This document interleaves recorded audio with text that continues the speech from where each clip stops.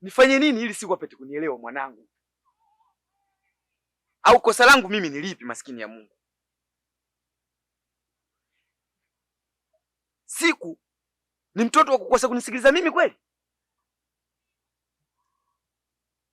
Atamuelewa nani? Na ni nani wa kumkanya Siku? Mpaka ionekane leo mimi najitahidi kuongea na mwanangu, namuonya, hiki usitaki kufanya, hili sitaki kusikia, hiki sitaki kuona, lakini bado Siku anielewe. Au anataka mimi nife? Anataka mimi nife? Haya, tufanye mimi sitakufa. Ila mimi nikija kuua, sababu nitakuja kukata mtu panga hapa, nitakuja kuchinja mtu hapa kwa sababu ya Siku. Mimi nitabaki salama kweli? Na umri huu ama uzee wangu huu mimi niende jela kwa sababu ya Siku? Nikalale na vijana wadogo pale? Au nikisema ni kwamba nilale saa 9 kwa sababu ya Siku? Siku mwanangu, tafadhali. Mimi sitoweza kuvumilia. Kama unanisikia mwanangu, na maamuzi mabaya, nimechukia haki ya mama Siku, sikuachi. Utanibeba na mchanga uneshika Siku, tafadhali usitaki mimi chonde Siku. Kila siku nazungumza na wewe, kila siku nakaa nazungumza na mama yako, lakini bado unaonekana mimi mama yako simpendi. Siku sikupendi. Matusi yangu mimi, mateso yangu mimi, nilale usiku nafikiria mtoto wangu yuko wapi. Nasema hivi, hii tabia sasa ifanye ifike mwisho. Na mama yangu, changa wangu nakamata, nikikupata Siku cha moto, kama sio langu la kwako. Baba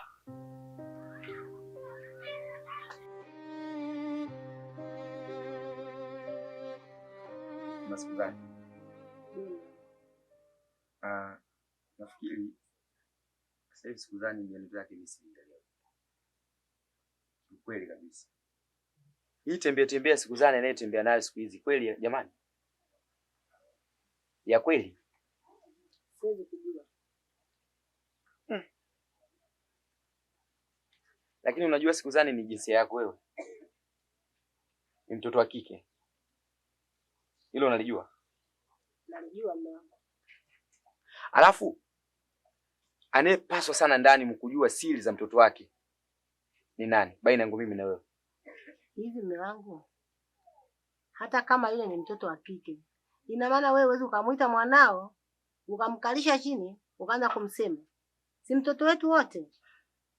Kwa nini unaniachia mimi majukumu na kunisema tu? Sio kweli. Yaani siku zote kina mama mtazidi kupata lawama sana kwa watoto wenu wa kike.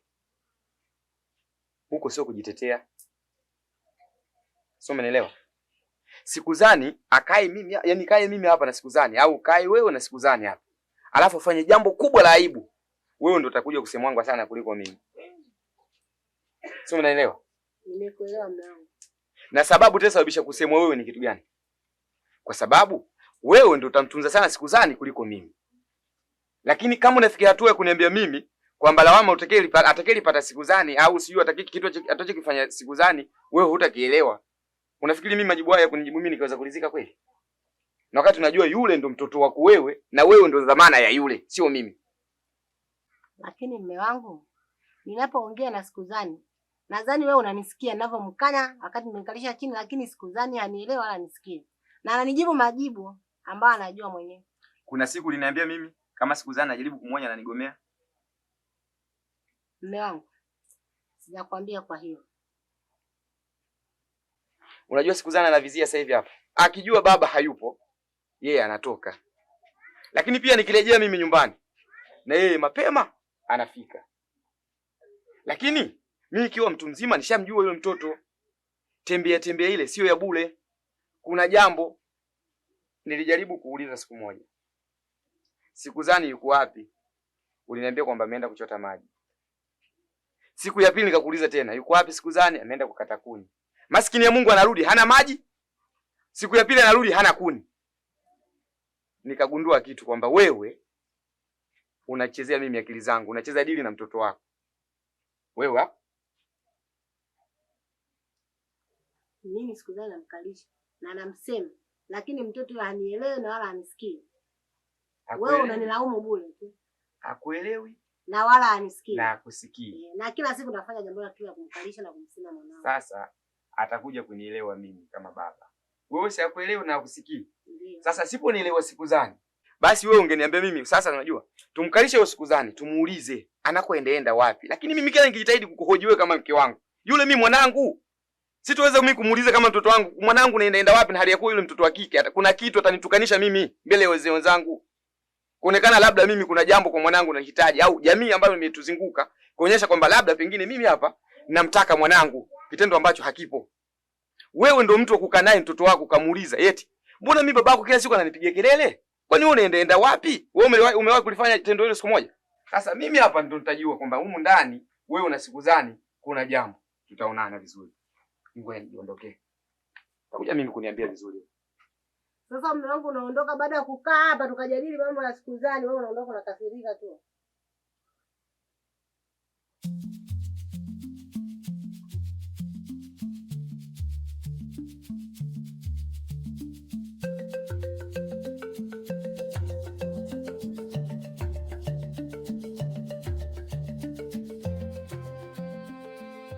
Mwanangu, tatizo ni nini?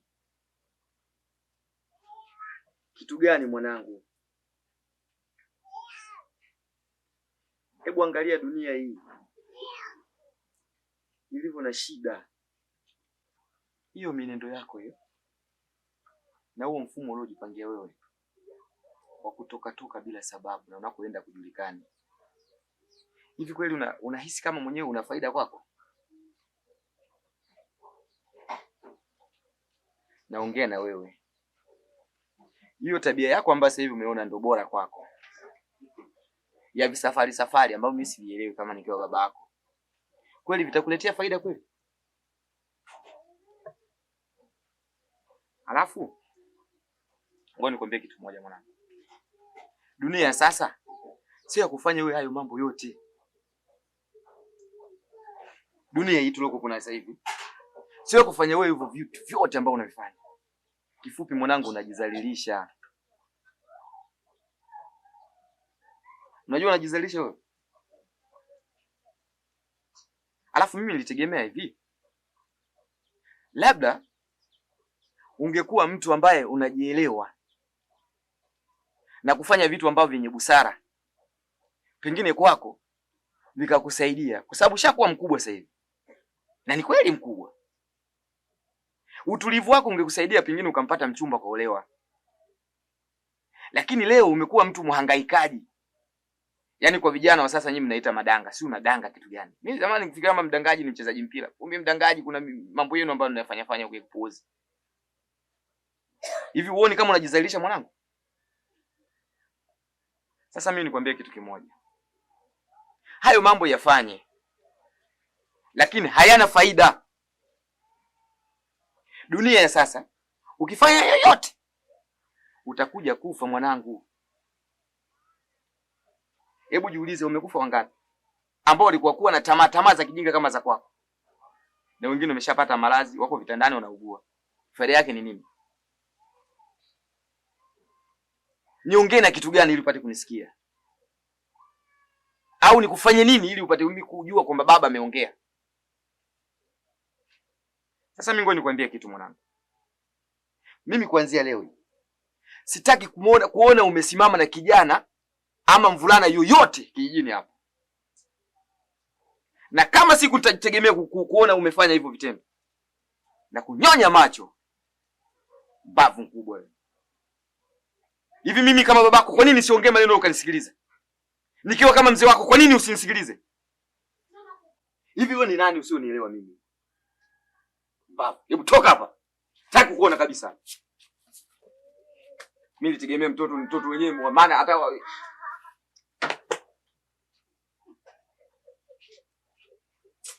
yaani kumbe mimi nilifikiria kwamba kuzaa ni kupata. Nikuulize kitu. Kwani kama mtu hajatahiriwa itatokea nini? Unajua mpaka leo bado mtu kama hajatahiriwa unapata fangasi, unapata UTI, unapata magonjwa ya zinaa madogo madogo. Kwa hiyo inakuwa ni shida. Alafu pia yaani akiwa kwenye tendo hana furaha na ile swala. Na ndio maana niliompeleka mwanangu hospitali wakaniambia nimfanyie tohara. Kwa hiyo kwa zama hizi unafikiri kuna mtu ambaye yuko hivyo? Sidhani, ila nahisi wapo. Na ndio maana mtoto akitimiza miezi 7 au miaka 7 anatushauri tumtahiri. Wanaepusha hivyo vitu. Basi hizo ndo asali ambazo tunaambiwa tukiwa hospitali. Kwa hiyo kama wapo watu wa design hiyo, tungeomba tu tuwapatie muda wa kuwafundisha ili hivi vitu visiweze kuasili tena, tuishi nao vizuri kama tulivyo sisi. Kweli. Mfano kama hivi. Inabidi tufanye.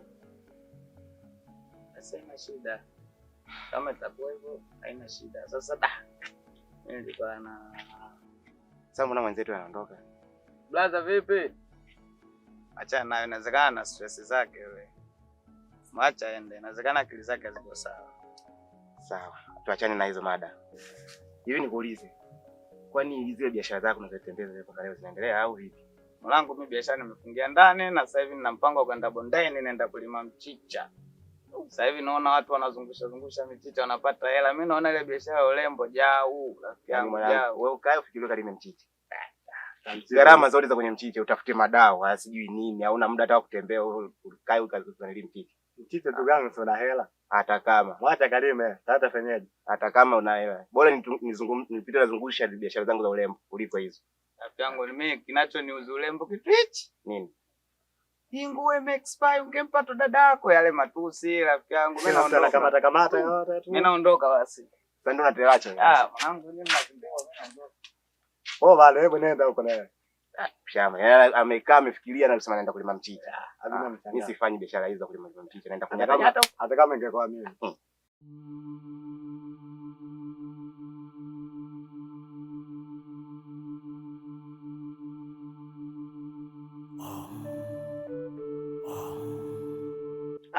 Wewe nenda kwa bondeni kule kwenye shamba langu la mikorosho la ulisi. Rafiki yangu kuna upupu kumbe. Unajua nimejiwasha sana. Hicho ndo kilimo. Kuna sehemu moja mangu na upupu kishenzi rafiki yangu. Sio nimeingia tu kichwa baba. Tatizo moja, yani kwamba sikufanya vile mnavyofanya, mnafanyaje ili usijikune upupu. Nini ile?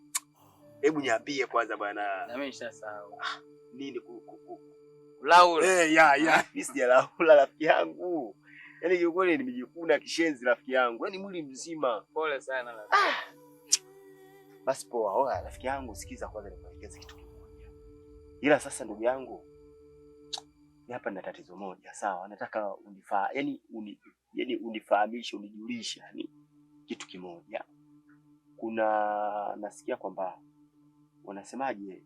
Wenyewe mnasema kutahariwa, si kutahiriwa. Sijui maana yake ni nini ndugu yangu. Hebu nijulishe. Kwa huku kwetu kutahiriwa maana yake unachukuliwa unapelekwa jandoni, unapewa suna, unavyorudi kule unakuwa mwanaume lijali. Labda kwa huko kwenu inakuaje? Yangu na chali hapana. Kwa hiyo kwenu mnafanyaje? Tatizo bwana. Mimi sijui. Mimi naishi na mama tu. Bwana huku wapo wanaishi na mama zao lakini wanajua. Ni kweli ndugu yangu, ila mimi sijui kiukweli. Ila hebu tuachane naye swala hilo kwanza. Kwani vipi bondeni mchicha tayari au? Mwanangu bondeni mchicha unaenda vizuri lakini wanatoboa wadudu. Wewe unataka nitelemuko kila siku mimi nikupe sumu. Wewe juzi sasa nimekupa mbolea wewe. Hujafika nyumbani nikakupa mbolea ile. Bwana sumu. Sumu ile mimi nimenunua kwa niaba nikamalizia shambani kule. Tegu zishaanza, sawa? Na hapo sasa kuna maua fulani hivi yameshaanza kunyauka fulani. Sasa kuna wadudu wanapitia, inabidi nikapige kwanza sumu.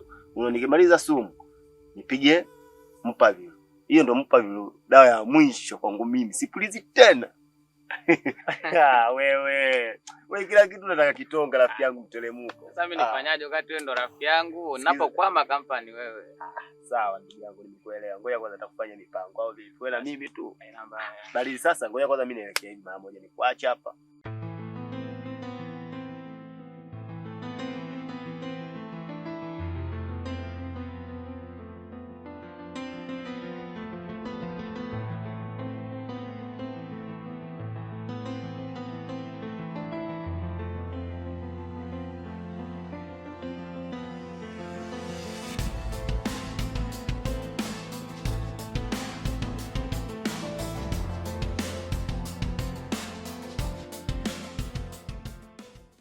Shoga yangu, mtaa pili kuna shughuli. Bonge la sherehe. Nakwambia navaliaje kijola. Kwa shoga yangu naenda. Hai, nisiende mia tena. He, nikikosa mimi sitakuwa sherehe hiyo haipo. Yaani mziki wao utalogwa kama mimi sipo. Sawa, nenda, mimi sije. Kwa nini au? Sije tu. Utaniangusha mwenzio ujue. Yaani kuna bonge la muziki. Yaani matarumbeta kama yote. Upo. Shoga yangu. Ni mambo ya vigodoro siku hizi. Hamna, nimeacha. Haya bwana. Hamna shida, mimi nitaenda. Haya, safari njema. Hata usijali. Nisikie.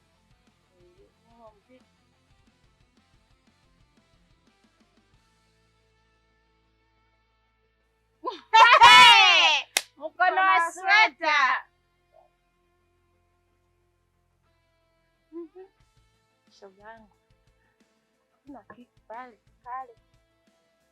Niliwa. Yule. Hapo peke. Nakupa. Niko juu. Unasijui shoga yangu. Sana.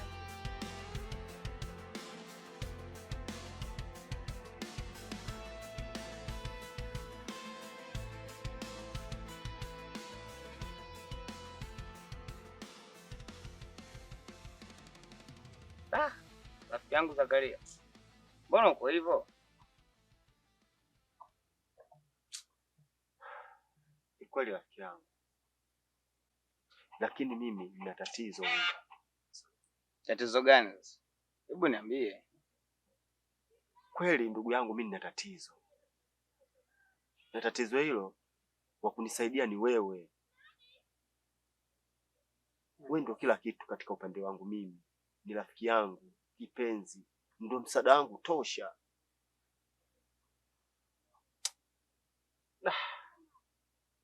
Rafiki yangu, ni habari ndefu. Nifanye kuwa fupi sasa. Hili tatizo hakuna mtu ambaye anafahamu, ila wewe leo ndio utafahamu.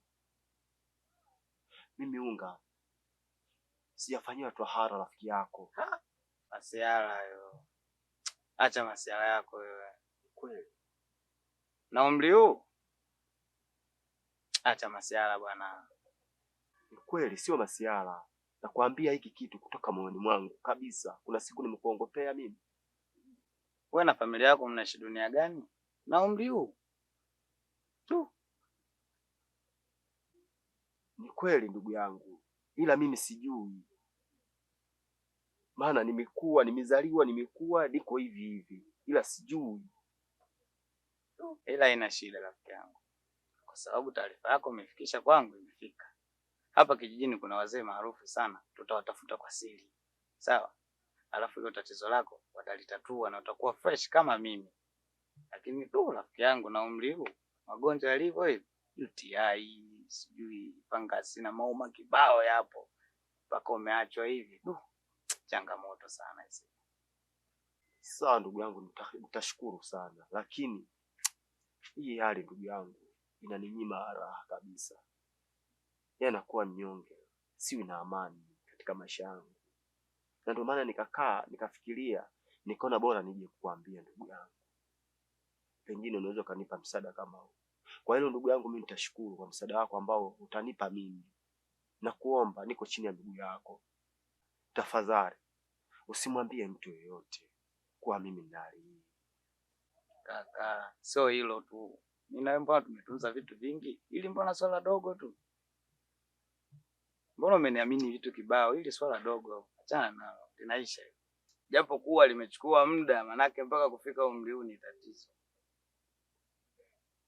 Manake vitu vingi vimekupita.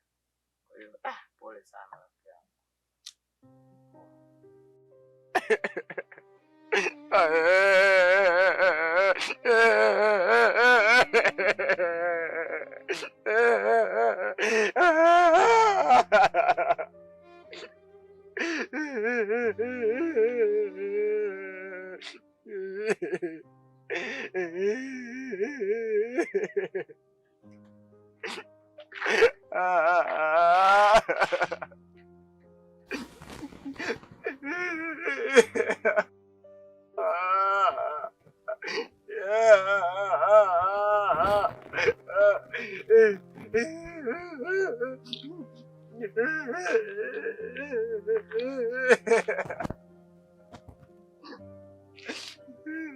Zaka mwanangu, una matatizo gani? Mbona unalia?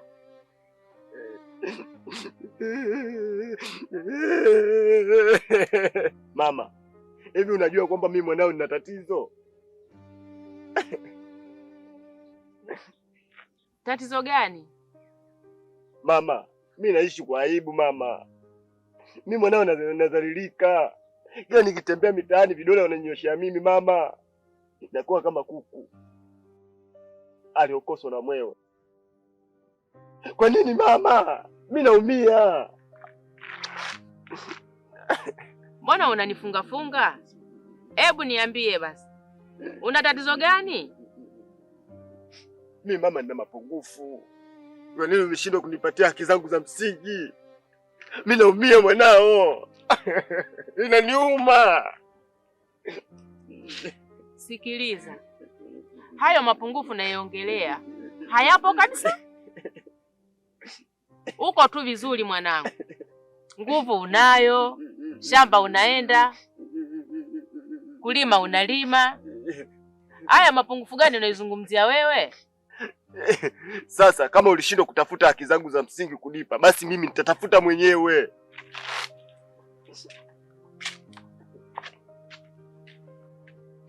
Huyu mwanangu sio na matatizo gani basi? Nguvu anazo, mapungufu yote hana. Ananiambia kama sijamtekelezea haki za msingi. Haki gani hizi? Kama shamba mbona nilimpa alime?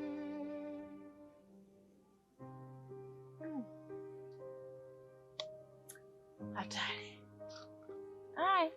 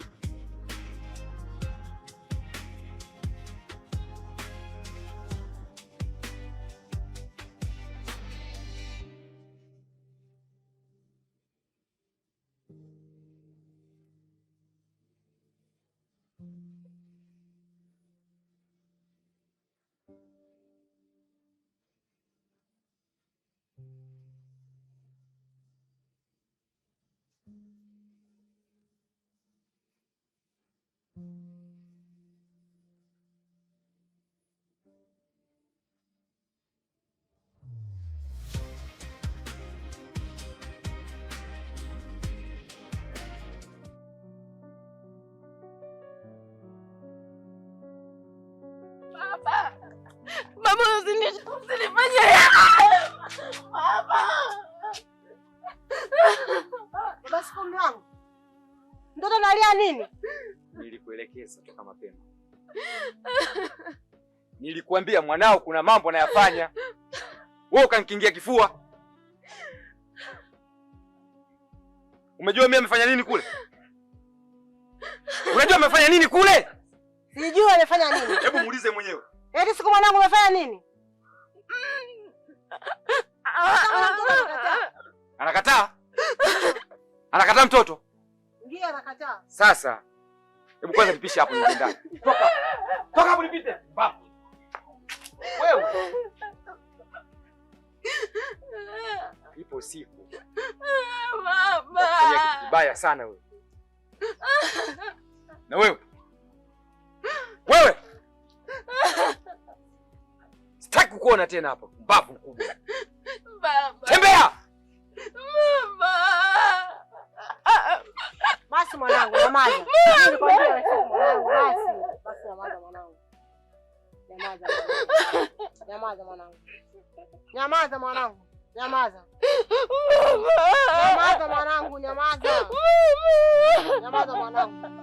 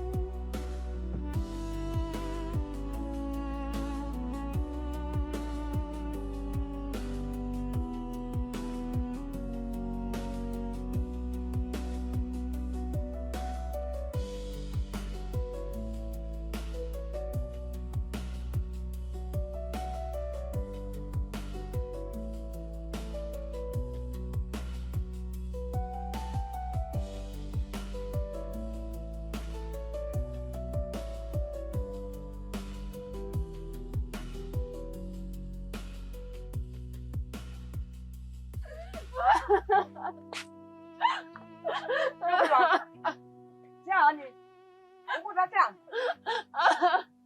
Hauoni ukuta jani?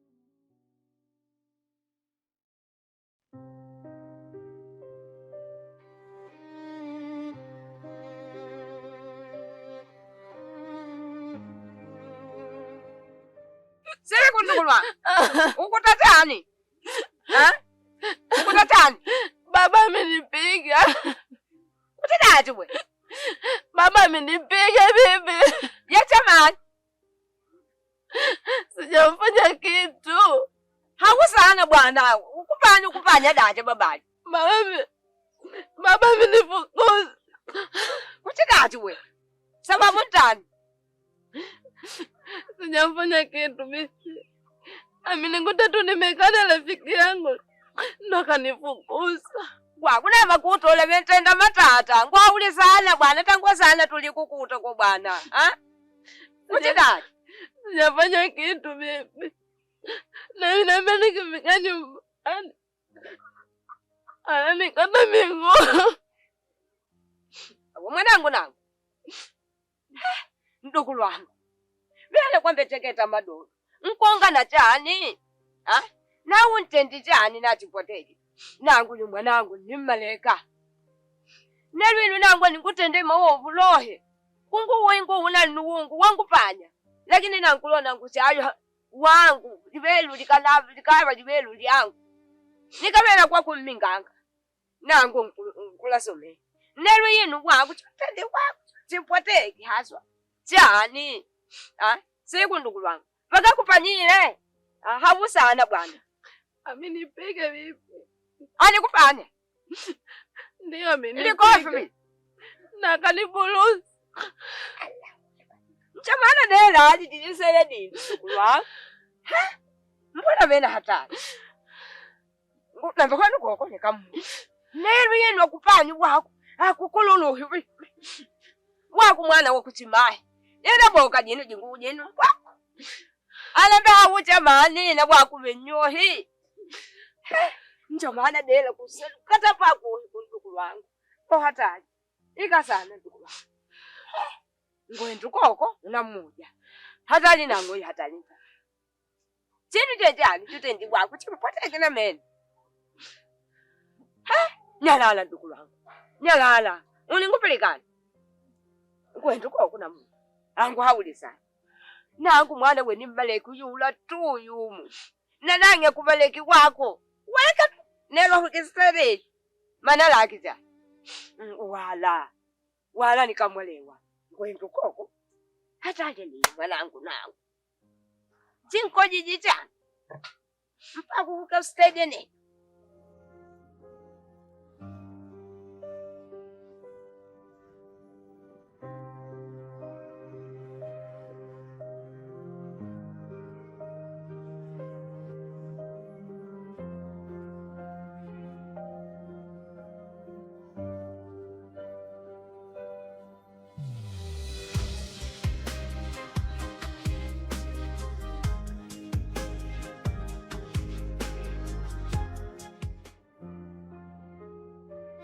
Siku mpenzi wangu.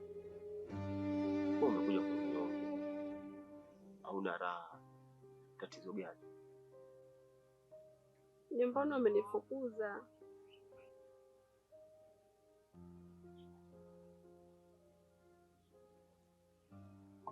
Kuna tatizo gani?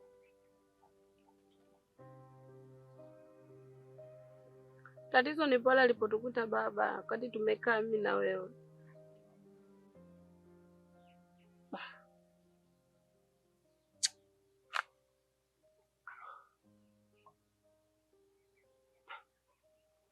Sasa umejitahidi kuongea naye baba. Kwa makini, kiutaratibu tu. Ninazungumza naye vipi wakati pale penyewe tu nimetoka mimi ninapigwa. Nizungumze naye atanielewa mimi pale.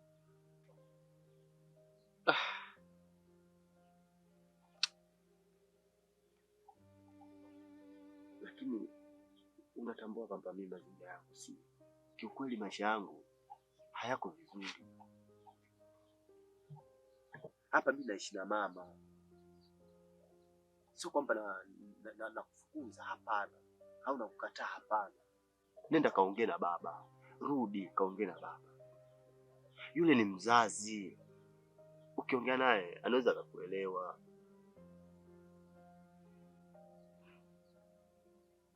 Nitazungumza vipi? Na kati penyewe tu hapa ameniambia nikifika tu hapa na nikata miguu.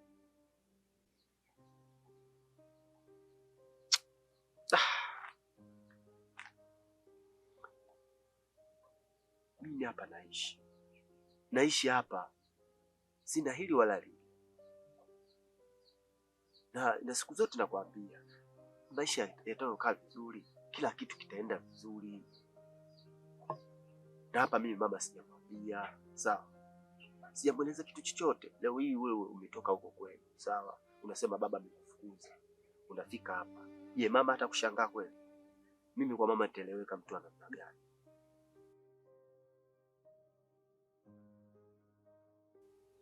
Je, na baba yako akiniona huko mtaani hata nichukulia panga akisikia kwamba uko hapa?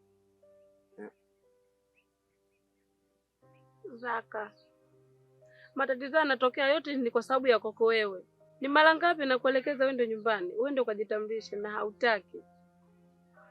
Ni kweli, sio kwamba sitaki, Mimi nishakwambia siku mazingira yakaa vizuri, mtakaa mimi na wazee, wakakutana na wazee wako ili swala likaisha, wakalijenga. Kuna tatizo gani? Usiwe na haraka. Umenielewa sio? Usiwe na haraka mama. Kila kitu kitaenda sawa. Mimi nikuombe wewe rudi nyumbani, kawa akajitahidi kuongea na baba. Baba atakuelewa tu. Sawa? Sawa, mimi nimekuelewa. Nitaenda kuzungumza naye, lakini mimi baba namfahamu. Baba mkali. Sawa, mkali, mimi natambua.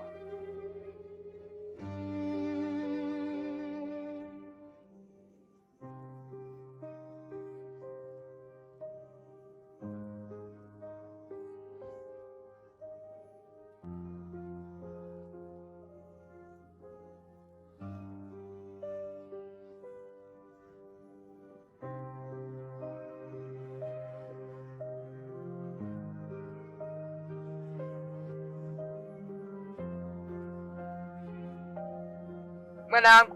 Naam mama. Nangu niida. Kwanza nguidina kuyuwa samaha. Unsamehi mwanalo. Nangwa uli chanzo choki nelu ino kuminganga mwanalo. Ngwa uli atendi chani. Mama. Yo mwanangu. Kwa kweli tendo alichofanya mwanangu hakiwezi kuvumilika. Hakivumiliki kwenye macho yangu wala masikio yangu na wala kwa mtu mwingine mwenye mtoto uliofanana na huyu. Kwani wakati anatoka kwangu huku analia akaja kwa wewe, si alikusimulia au wewe ulimpokea tu? Nani ninkala koha ninyimba nankushindwa nankubaye tuweni kwa babayo nikanyunsa baha nangu haulili pengine babayo nangu haulili nangu chiru chohi wala pangula liti luwono unkuona kuhindila jovena luwono nkunkuwa mwali angwena nangu baba nangatinitendili bibi nangu chibaye tuwene pili pangui kapanu kuti ukahaula ni muje ni nyimba dati kuhaulila chonde mwanangu. Mama, kwa vitendo vya mjukuu wako huyu siku kwangu mimi sidhani kama kuna baba anaweza kuvumilia upumbavu kama huu. Huyu hana thamani hapa alipo kujua kwamba huyu ndo babangu, mzazi wangu na mlezi wangu pia alipo hapa. Kwamba singepata huo ujanja wake na hayo mambo yake kuyafanya kama sio mimi kumlea vizuri, kumsimamia mpaka kapata akili na akawaza hilo jambo kwake ambalo naliona bora. Na laiti kama angekuwa analijua hilo, angekuwa mtoto mzuri sana kwangu mimi. Ila kwa bahati mbaya mwanangu amepata rangi, kapata sura. Thamani ya baba yake anaishusha, haijui maskini ya Mungu. Labda sijui kwa sababu tunalingana. Kwamba ninavyoona sasa hivi ashakuwa mkubwa baba yake mwenyewe naye nimekuwa ndio hivyo. Lakini nishamwambia hata kama kwa udogo wangu huu mimi ndo nimekuzaa wewe. Hajataka kunisikiliza. Nijitahidi sana mama kumrudi. Na hicho unachotaka wewe nikuambie mimi. Yeye mwenyewe ndo kukwambia, sio mimi. Mama, utanionea bure. Kwani toka amekuwa huyu? Kuna siku alitokea kwangu analia kama alivyokuja jana ama juzi kwa wewe? La, nangu jetu mwiji nangu. Nanga mwanangu. Nakuyuwa chonde. Nangu nakuyikana wewe. Nani mwana wa kuchimahi? Nangu nikalikana wewe lepetenda la. Hata kwa kuna haukuji ayu mwana yula afika steady inganye kuongana mama. Nani binkubwe?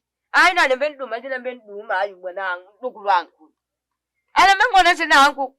Kwani nani kwa? Hangenya na menu nkanya amula kapali nikaheka. Ayu kungule mbunangu. Ha? Hapi chani mwanangu. Ikana mwana. Ikana mwana unyoshe paka mwisho. Nani kanyita ndukulwangu? Ayide akangutipuli makaka atipuhumbwe apitiwa na jihepa na vinduli vyangu pondele angutalekele nangu kuja. Lakini kunyamisha kwa kuwaku kunjikana nangu nikatamwa ai nangu mbengona nangu yulofu ambependa wana chitumbilika na kuti yoha chitumbu ati nkunga waku kuti waku mama mwana ayu wentenda tenda nikatamwa umengomelika. Mimi mama niseme kitu kimoja. Sitaweza kupingana na wewe mama yangu. Kwanza nakuheshimu sana na kujali. Kama ulivyobahatika kunipata mimi tu. Nakubali kumsamehe mwanangu. Kama atakuwa pamoja na lile neno ambalo nasema siku zote kwamba anayefunzwa na babake basi mambo yake kumnyokea vizuri. Na Loka atakufunzwa na wazazi wake kumfunza ulimwengu. Sasa mimi sitaki mtoto afunzwe na ulimwengu. Aliyakuwa babake ni. Mimi nataka nimfunze mwenyewe. Kama atakuwa ananielewa. Kifupi mimi acha nimsamehe. Na kuanzia sasa hivi mimi sina kinyongo na mwanangu. Siku akijisikia kurudi nyumbani arudi, na akikaa kwa kuwe kama kwa bibi sehemu ya kukaa sio mbaya, lakini arudi kwanza, atakuja kuniaga, baba mimi naenda kwa bibi, niko tayari. Nangu alikana nangu nikata. Nangu ni mwana wa kuchimahi Nikutangolana na menu la kukile ila nana ngakumilikana. Kuna kuka wako kuti mwana wa kuongana mama wako nzima. Mwana kujombe nkalipilayo anakupilikana. Nangu embechubi tenda bibi. Tenda bibi. Nikanyita ndugu wangu ningopelikana. Naam. Alafu linti ba. Siku. jisiku johe makutu la kasumba muti anakula vipi hata kama muona kuti doni bali ndingilana nawe kwa kubali wana pipi wa kunguduka bwana huvi atata yako ni tata yako chakwa uje babayo kumpilikadira nangu haloka chinyumba jirani nkukuyikaja wako kulambila nangu yo ababayo ngutama ngutumbiliki tihe lakini lingulonje nawe nankupilikana kona wakwa nyoku wako bani muwo ngubole ko wako mwana wa ndo uhala hambe yo tatako nangu ninakululo nina na mmaleka ayo wako kana kubali nileta ngola ayo mumpilikana nanangu milika naje kucha neno kwa kubala nikuka nguheka wangu nguheka na umengomeleka nyowe sama baba ayo nikona nyowe baba naomba unisamehe asante. Siku mwanangu. Mimi yote yale nilijua tu mwanangu ulimwengu ndio unakufanya ufanye yote yale. Kifupi mimi sina kinyongo kuanzia tujuzi mpaka leo. Kwa hiyo natamka tu rasmi mwanangu nimekusamehe.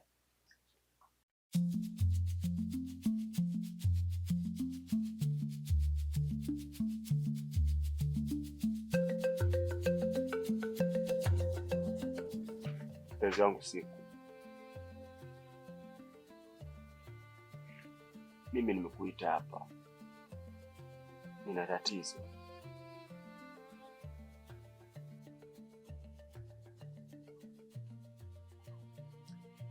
Tatizo gani?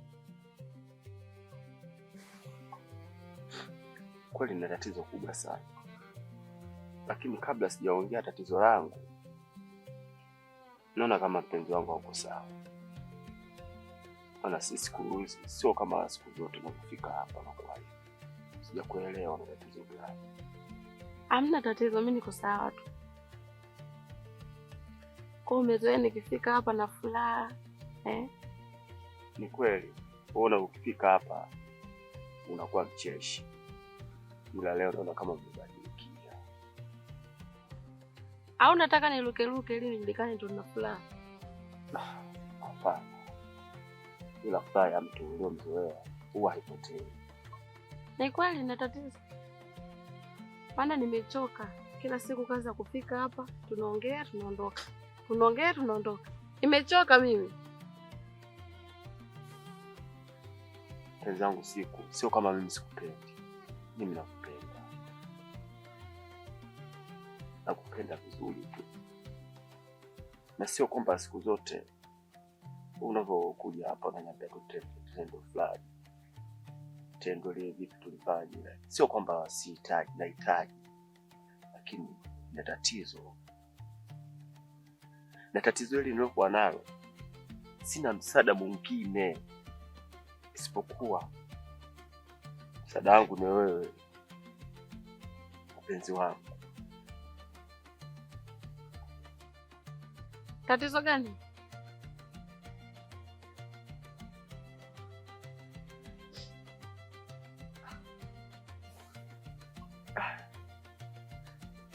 Tatizo kubwa sana. Na tatizo nililokuwa nalo,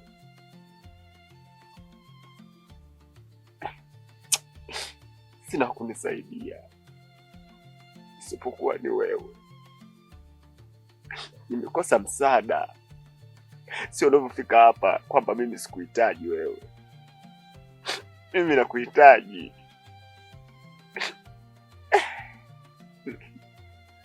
Sasa mimi sikuelewi, maana naona unazunguka mbuyo. Maana nakushangaa kazi ya kulia hiyo. Nielekeze. Nakupenda. Mimi Siku nakupenda. Yaani katika wanaume wanaoumia, mimi namba 1. Mimi naumia.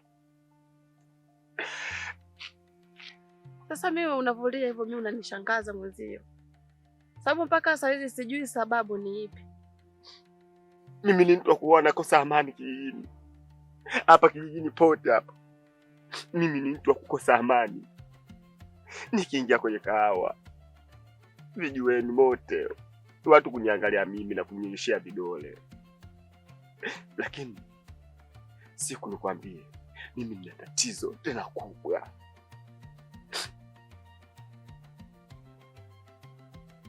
Niambie basi tatizo hilo, mimi nilifahamu na mimi. Siku sijafanya tohara mpenzi wako. Hivi sijasikia vizuri ama?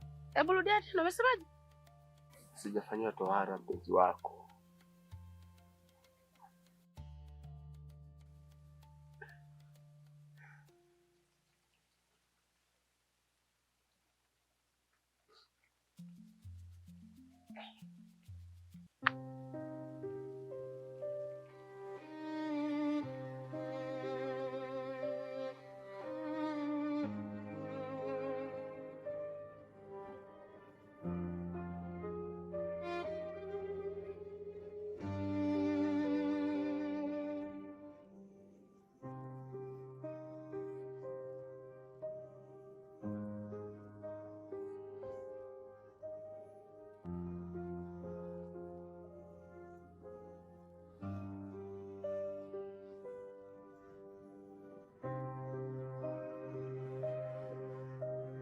Riziki.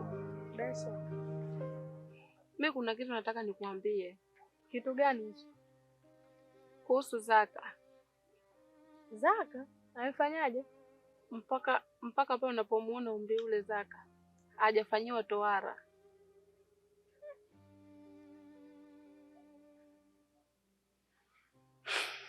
Ina maana nataka kuniambia kipindi chote ambacho mlikuwa kwenye mahusiano ndo mazingira yake ndo haya?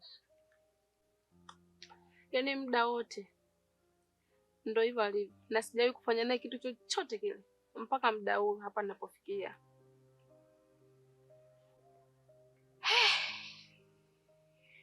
Pole sana Siku, ila mimi nakushauri kitu kimoja.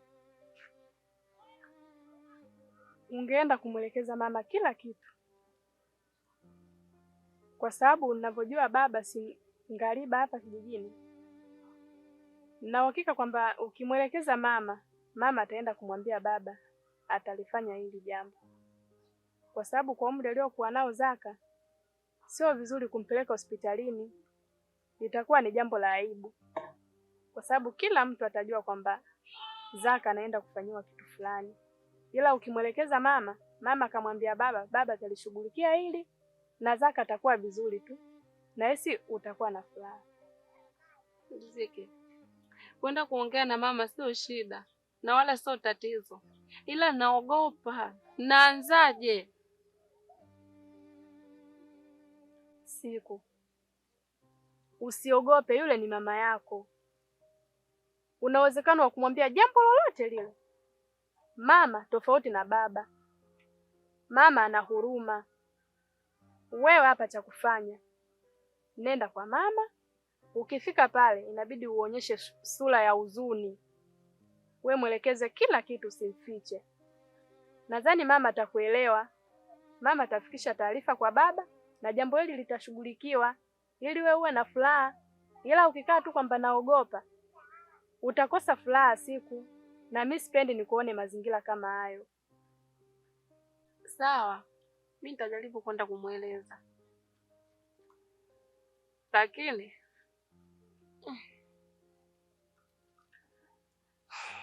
nini, mbona unaguna? Riziki, naumia. Yaani nashindwa hata jinsi ya kumsaidia mwenzangu.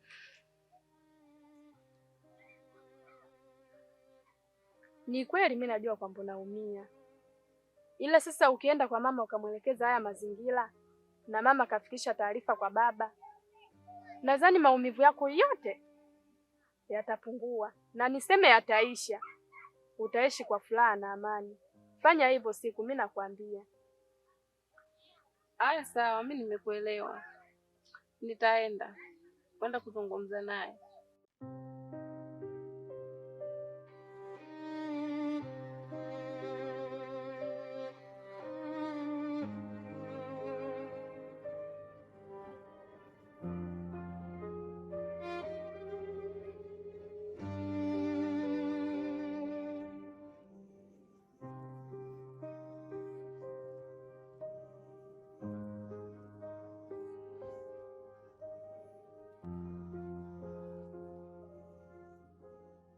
Hivi shoga yangu siku mpaka leo, ina maana hawajafanya kitu chochote na yule mpenzi wake? Hivi kwa nini? Nikuulize, kwa nini unaniuliza swali hilo?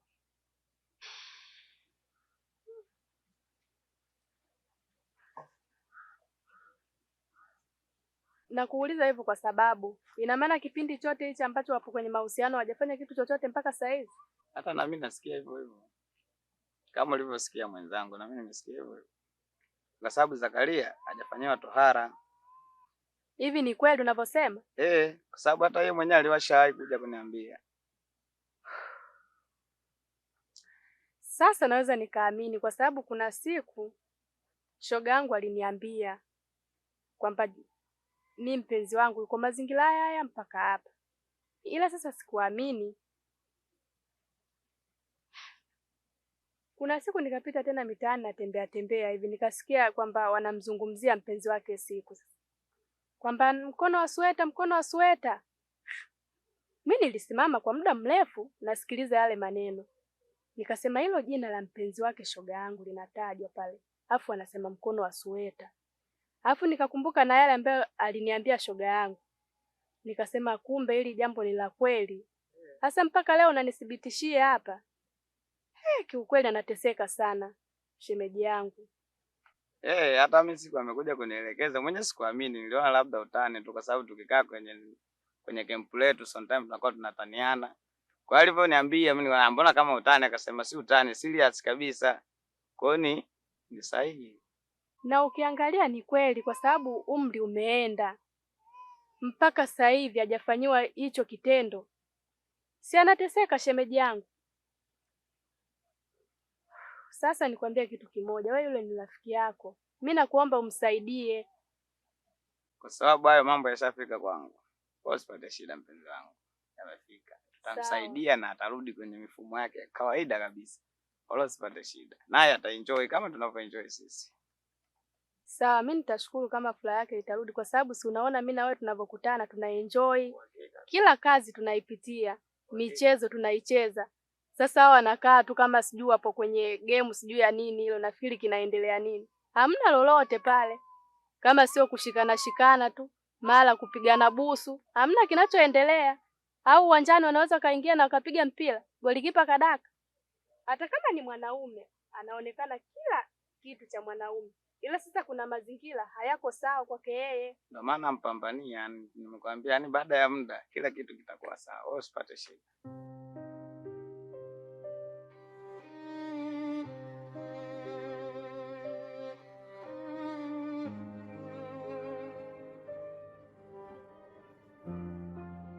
Nakosa amani kweli katika maisha yangu.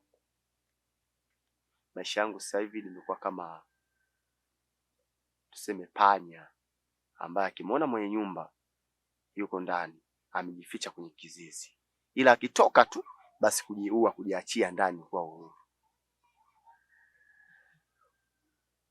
Unamaanisha nini kusema hivyo? Kiukweli vitisho nimechoka. Nina imani wewe utakuja kuamini pale nimekatwa panga la shingo, nimekufa pale, wewe ndio utaamini kwamba mimi nazungumzia kitu gani. Ambacho wewe unaniuliza kwamba kwa nini naongea hivyo. Najua sababu, unajua. Sio wewe tu. Hata mimi pia nimeshachoka na vitisho vya babangu. Ila hatuna jinsi. Tunafanyaje? Na kama unataka vitisho visiendelee basi nenda nyumbani, katoe ila barua, ujitambulishe, watu wakufahamu, basi mambo mengine yaendelee. Bwana, nimekusikia. Ila naomba mimi kiukweli hali yangu si nzuri. Sawa. Ila ningeomba tu nipe muda. Utajua tafanyaje. Nipe muda tashughulikia hili. Nikupe muda? Miezi mingapi au miaka mingapi huo muda ambao unaotaka wewe? Usijali. Kila kitu kitaenda sawa. Huwa siku zote kitu kizuri huwa hakihitaji haraka.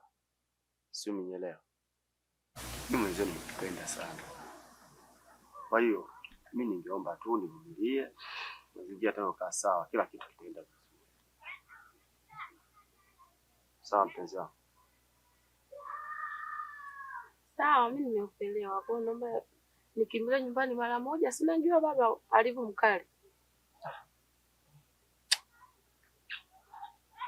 Sawa, sina namna, lakini nilitamani sana bakie kama hivi. Ningebakia kama hivi. Sogea. Nikusogea lazima. Toto cheki Wewe. Basi poa, haina shida. Lakini nichukulie zawadi kesho. Poa, usikose. Toto anachanganya.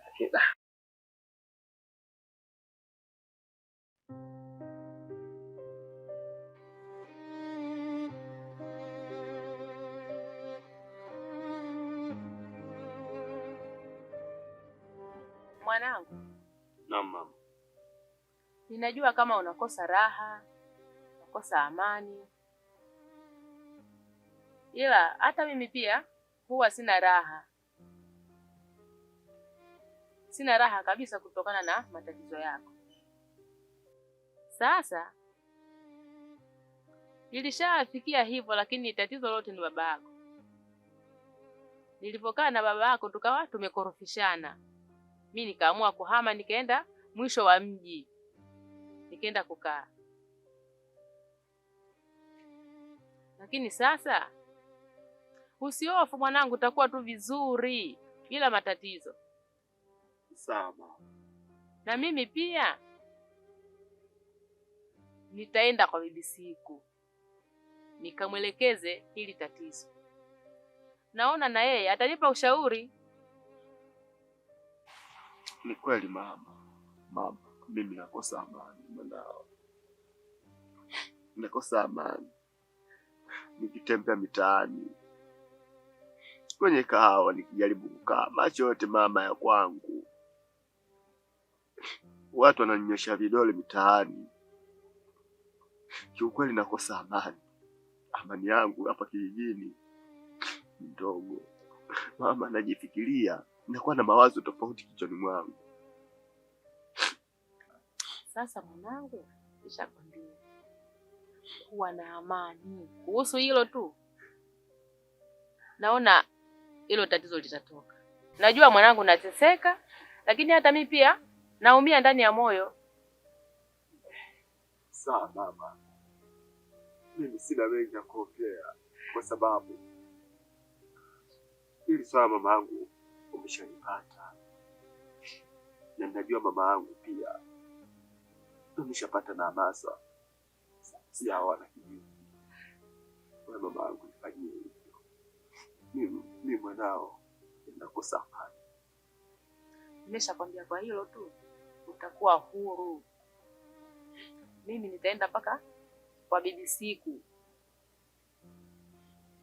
Nitaenda kumwelekeza kila kitu. Naye atanipa ushauri. Sawa. Usiofu tosha. Sawa. Nitaenda kwa bibi Siku, nitamwelekeza kila kitu.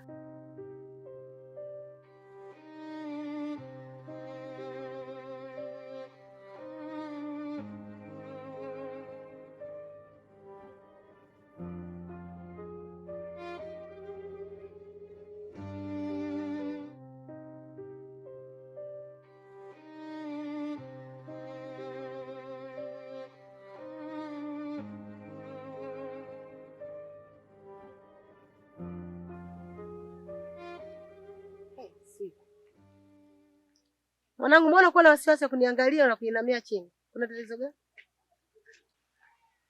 Mama, kuna kitu nataka nikuambie. Kitu gani cha mwanangu? Ela samani mama kama itakuwa nimekukwaza. Kwa hichi ninachotaka kukueleza. Bila samani mwanangu, nieleze. Pale unavyomuona Zakaria hajafanyiwa tohara. Toka muda wote siku zote ulikuwa hujui mwanangu? Ndio nilikuwa sijui mama, sababu nilikuwa sijafanya naye chochote. Mwanangu, basi halina shida. Nitakaa nitazungumza na baba yako. Kwa kuwa baba yako ngaliba, basi atamsaidia yule kijana. Mama, kweli? Ni kweli mwanangu. Ondoa shaka. Yaani ukinisaidia mamangu, yaani nitakushukuru, yaani hata sijui nitakupa nini yani. Ondoa shaka mwanangu. Kwa hilo ondoa shaka. Sawa mama, lakini wanavyomjua baba. Basi haina shida. Utafikisha tu kwa baba yako.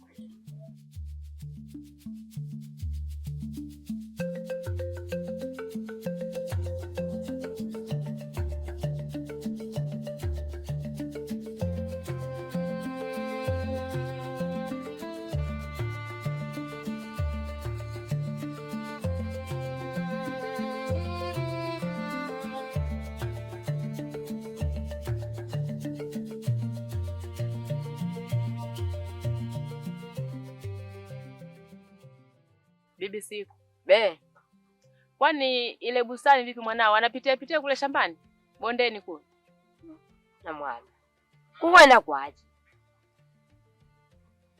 Akana kwena ni kwena kunya uli chande mwanangu. Kwena ku bustani kula ukalolange. Wala nangu nikana huika ni nyako kupoteka yini nono. Inapoteke awunu kai kuona wona na chiyala hata nangu luba yohe. Ninguswe nangu. Wenu kangu katapatije patikidiki nyanya ila ikaba tayaja na halo okatiteja kusumisa nanangu kupata sumuni kupati kunusa tumbaku nikamulula. Lakini watoto wa siku hizi mbona wengine wanapenda sana kulima mibustani sababu huwa wanapata 200 za sigara. Asa mtoto wako wewe yukoje? Nangu ni hema nipayoka basi. Lakini tuachane na hayo. Mimi nimekuja hapa Bisiku kwa tatizo la mwanangu. Mwanangu tenda hajafanyiwa tohara. Sasa wewe ongea na mwanao sababu yule mwanao mimi namuogopa sana. Ati wana mwana. Nangu likoje chichilobi. Hivi mwana kuhika stage lila. Kumbuka nantende nelo. Manala akija.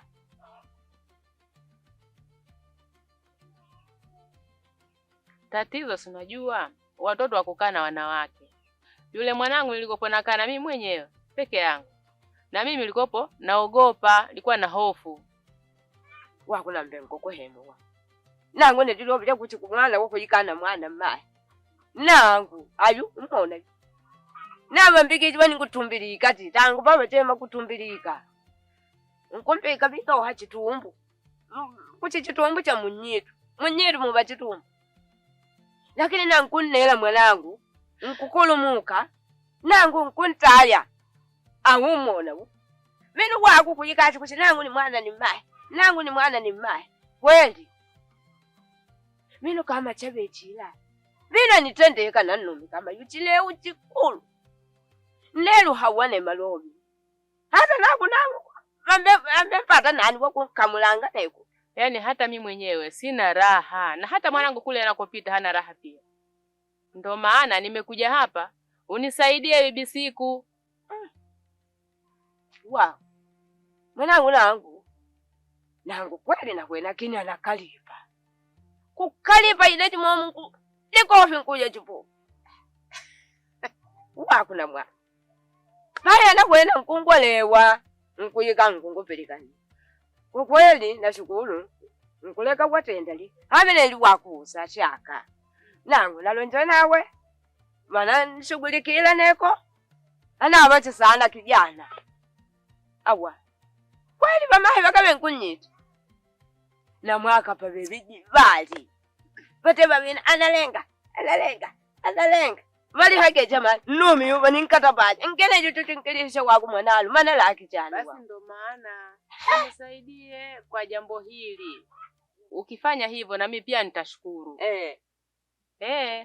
Bai wena. Nangu na nyauli. Nanjemane. Asante.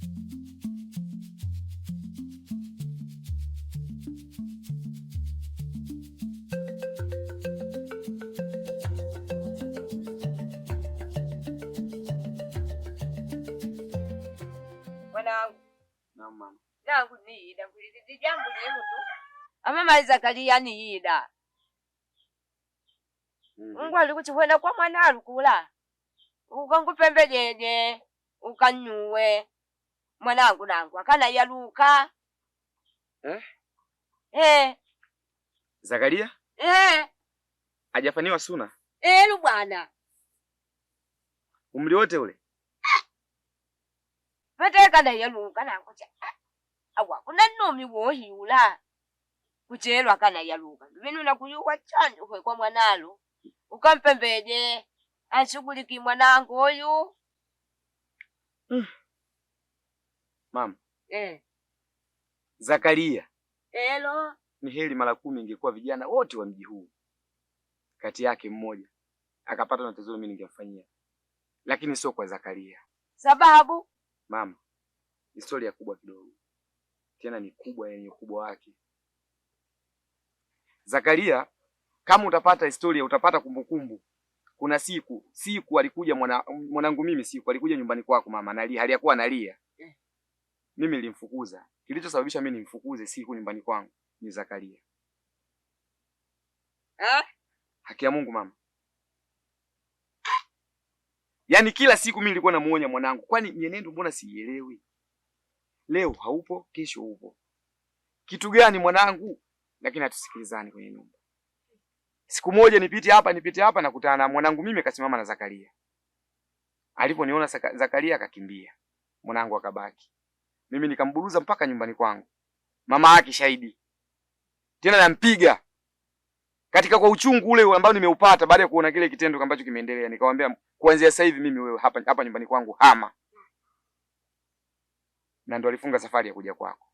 Ndio sababu mwana. Nafikiri na ni kweli kwa sababu hata wewe ulikuja hapa na yeye mjukuu umekuja kumwambia lazi. Kweli. Walokalambi. Sababu kubwa ndo hiyo.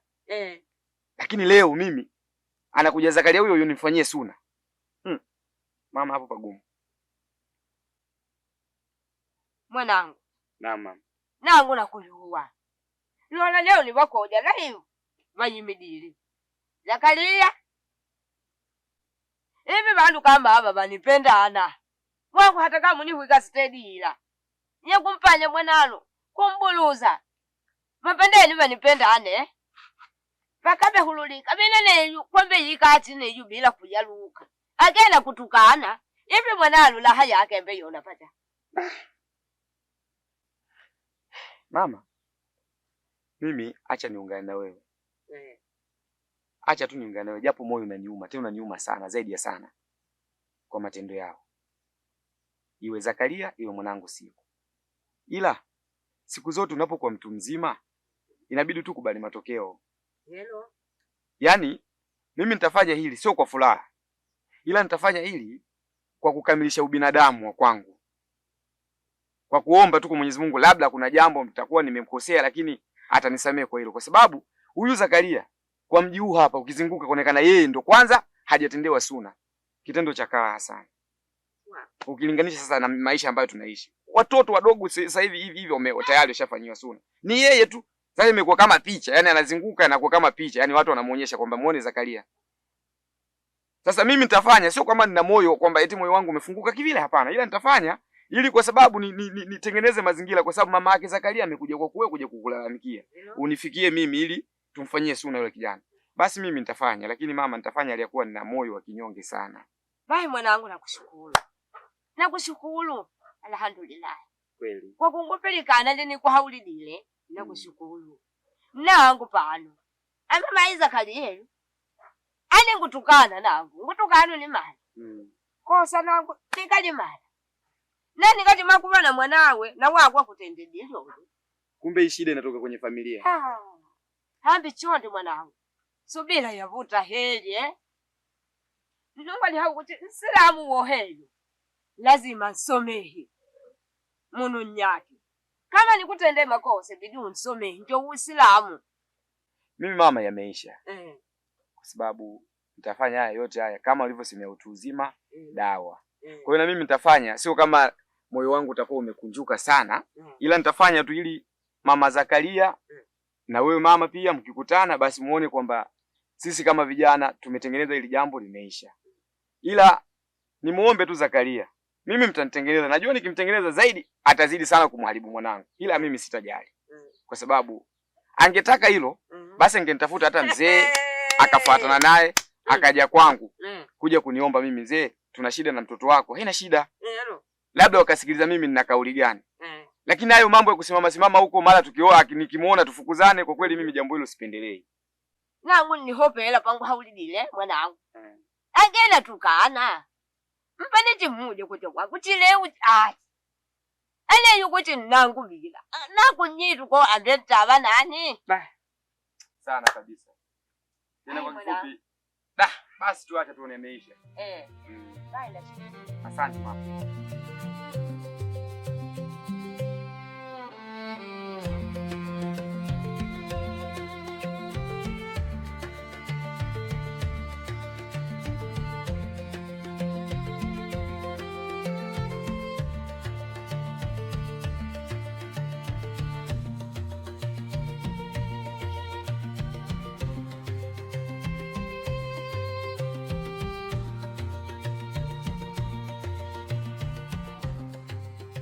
Sawa, nimeelewa. Na niseme tu niko tayari kwa jambo hili ambalo mmelileta.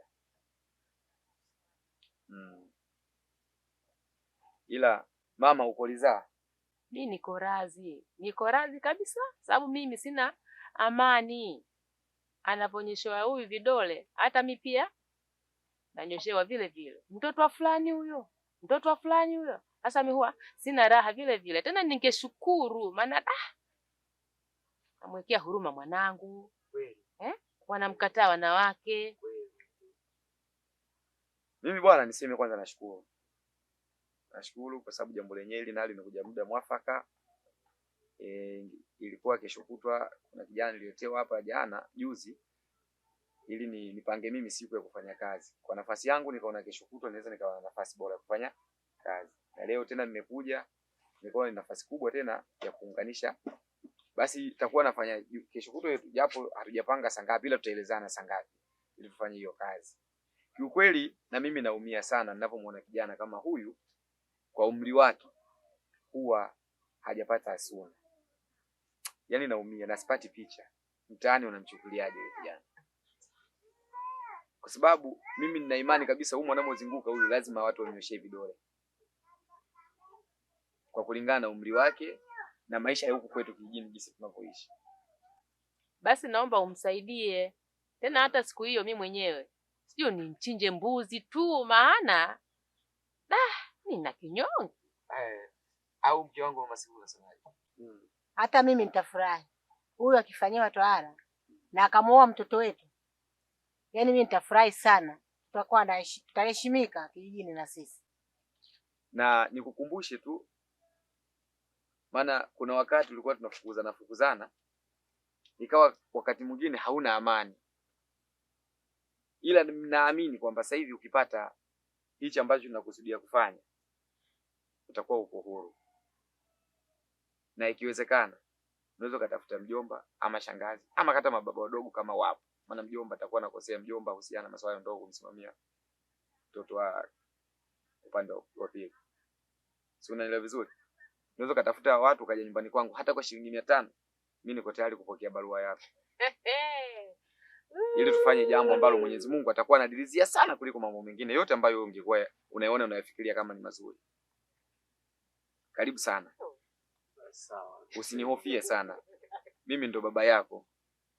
Kuliko yale maswala ya kujibana, mara leo umesimama hapa, kesho umesimama hapa, vitu havileti maana kwa kweli.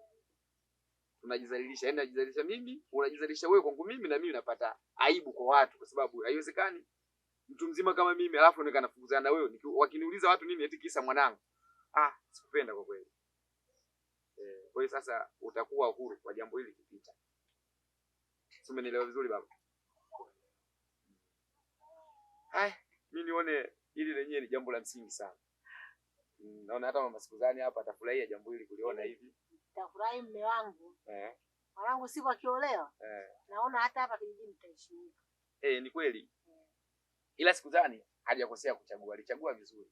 Sema alichagua maeneo ambayo Kumbe hata mimi ndo napata majibu leo. Inawezekana kijana alikuwa anaogopa kuja nyumbani kwangu kutokana na ile hali ambayo yeye bado anayo.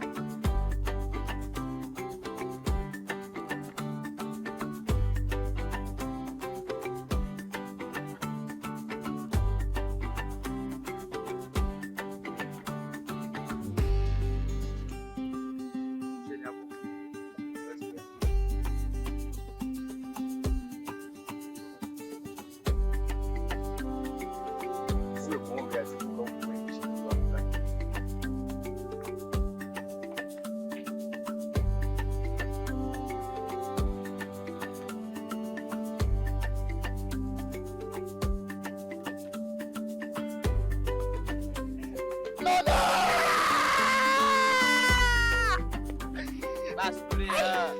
Ndio kwa Luka